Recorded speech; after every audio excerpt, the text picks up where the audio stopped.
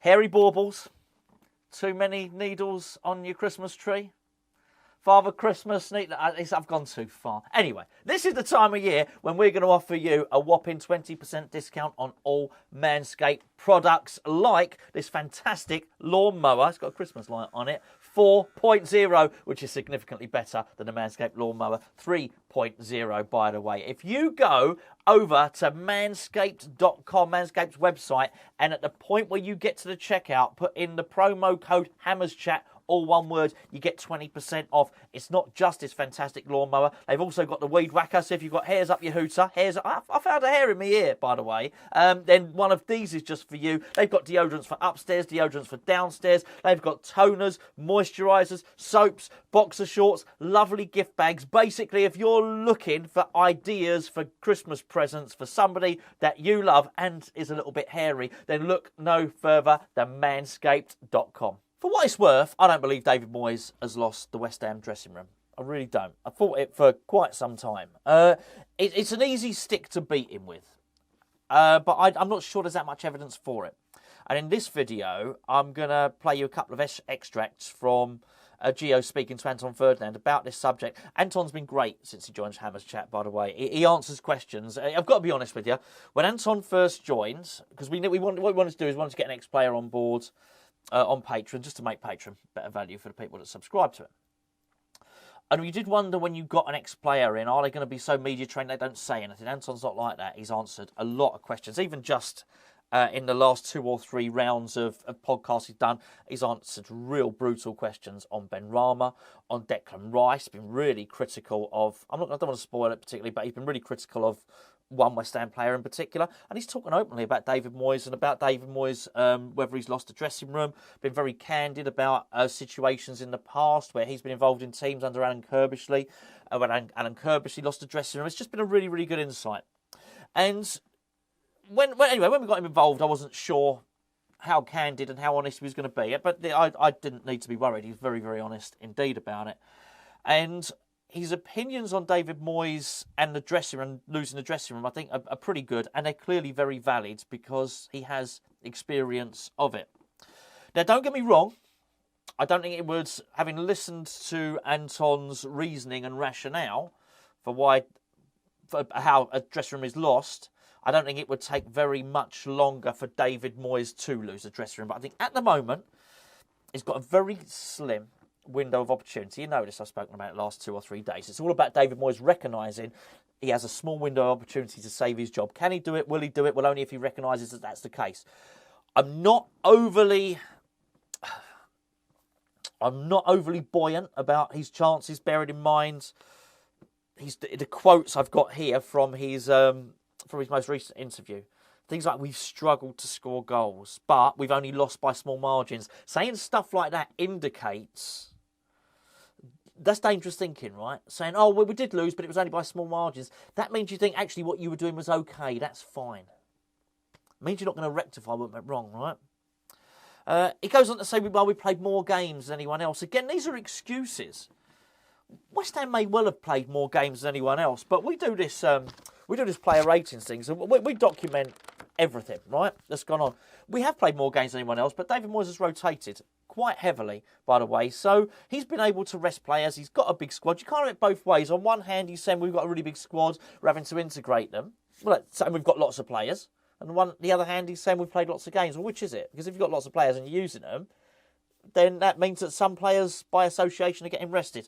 There's a lot of cliches in there, and I think the biggest threat to him sort of losing the dressing room and by proxy losing his job is going to be him not admitting what's gone wrong. Anyway, that's just what I think about that. In terms of him losing the dressing room, what Anton has got to say, I think it's really, really good. I think it's really interesting, and to be fair to him, I think Anton's played this one with a straight bat. Just so as you know, for our Patreon podcast, we do loads of stuff on Patreon, but just as far as Anton's concerned, he's doing 4 podcasts with us a month, every month. He's part of the Hammers Chat team now. Even if you're on the lowest tier on Patreon, then you get at least one Anton Ferdinand podcast a month. If you're at a top 2 tiers, mild addict, an addict, you get 4 Anton Ferdinand podcasts a month. And like I say, he's very candid. He's very honest. You can check out Patreon by using the link below. Anyway, without further ado, this is a freebie. Have this one on us. This is Geo talking to Anton Ferdinand about losing the dressing room.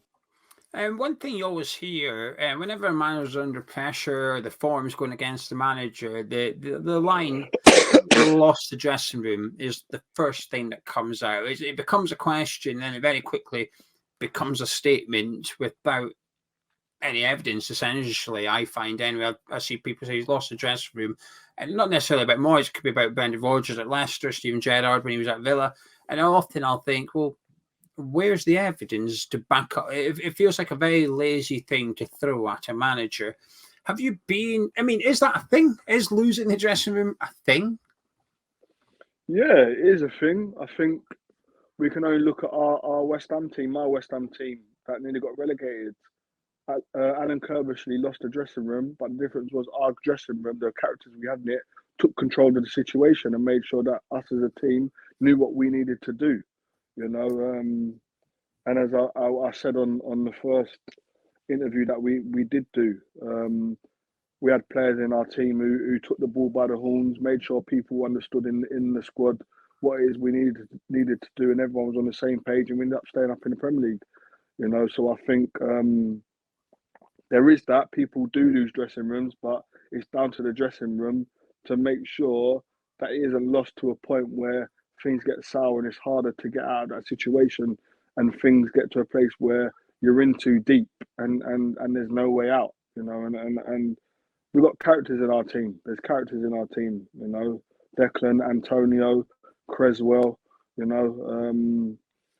Dawson. There's characters in our team who can, if need be, rally around the lads and get them. I don't see that David Moyes has lost the dressing room. I don't see that at all. Being someone who's been in a dressing room where the manager has lost it, I don't see that at all. I don't see anywhere where it tells me that he's lost the dressing room. The team is still fighting for the manager. Players ain't down in tools. And they're generally the situations that start to happen. And you start to hear a lot of things coming out of the dressing room. A lot of things start to get made public when a manager has lost the dressing room. Yeah, I was going to ask that, actually. What are the signs of a manager losing dressing room? I was listening to a Peter Crouch podcast the other day, and he was on Daily with the CEO with Stephen Bartlett, and he was talking about, Stephen was obviously asking him about losing a dressing room, and he said he was only ever in it once. He said he was at Stoke, and Tony Pulis had lost it at that point. And he said, and Peter Crouch said, I think once you lose it, it's gone. You won't get it back. Once you lose, is that something you agree with? Yeah, definitely. Once you've lost the dressing room, you lose respect. It's respect. When you lose respect for somebody in everyday life, you don't treat them the same. You don't talk to them the same. It's just a fact. That's how it is. But that's when people say they've lost the dressing room, that's really what it means. Lost the respect of the players. And it's very, very hard to get back. And that's why the best managers manage people. The best managers, the managers that have all been successful, they've got a lot of coaches around them who are fantastic and are very, very good coaches and do very, very, very well on the training pitch. But the managers, they manage people, and when you don't manage people, they lose respect for you, and that essentially is what people mean by when they lose a dressing room. It means the manager's lost the respect. Yeah, funny you say that. I spoke to Nigel Winterburn a couple of days ago, did a video with Nigel Winterburn, and he was speaking about how Harry Redknapp was really good at that. And then they had Glenn Roeder, and he said basically Roeder was rubbish at it. He said Roeder couldn't handle Paul. He couldn't handle Paolo at all. He said he didn't know how to handle Paolo, whereas Redknapp handled everybody individually. Because Winterburn said he only went into training once a week because he lived in North London.